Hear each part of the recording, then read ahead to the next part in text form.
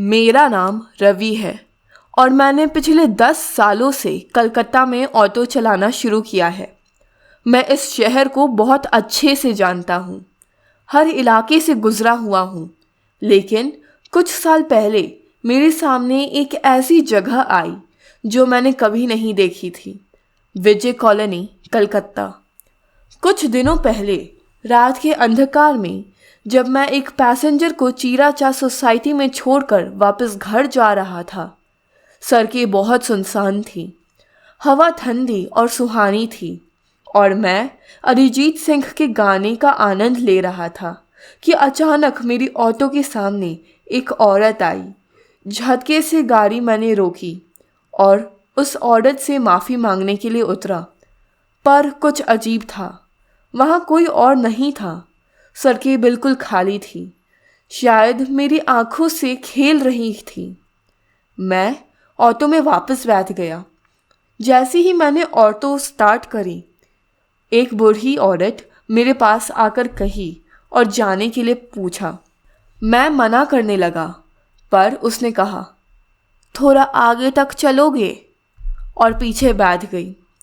उस औरत की स्थिति बहुत अजीब थी, पुराने कपड़े मिट्टी में लिपटे हुए और उसका चेहरा बिखरे बालों से ढका हुआ था। मुझे अजीब सा लग रहा था।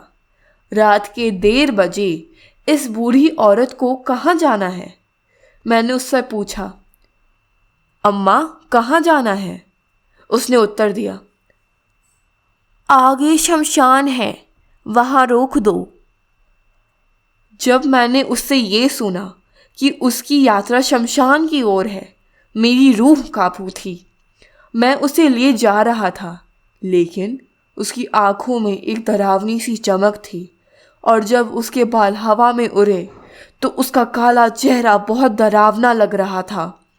मैंने समझा कि ये कुछ और है, यह एक चुड़ैल है। मेरा मन चकित हो गया और मैं तेज़ी से ऑटो आगे बढ़ाने लगा। एकदम से ऑटो में खरखर हुई और ऑटो बंद हो गई। मैंने तुरंत ऑटो से उतर के बिना उस औरत से नज़र मिलाए ऑटो को ठीक करने लगा।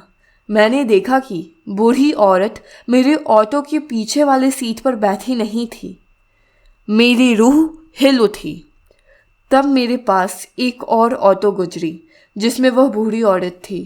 मैं उस इलाके से जल्दी से निकल कर घर आया और सीधे बिस्तर पर सो गया। अगले दिन मुझे मालूम हुआ कि इस इलाके में एक ऑटो का एक्सीडेंट हुआ है और ऑटो ड्राइवर की उसी समय डेथ हो गई। और सबसे चौंका देने वाली बात ये थी कि वो ऑटो था जिसमें वह बूढ़ी औरत बैठ के निकली थी। इस किस्से के बाद मैंने कई कहानियाँ सुनी कि विजय कॉलोनी में एक सफ़ेद साड़ी वाली बूढ़ी चुड़ैल रहती है। आपको ये कहानी अच्छी लगी और ऐसी ही और हॉरर कहानी सुनने के लिए हमारे चैनल को सब्सक्राइब करिए। Thanks for watching.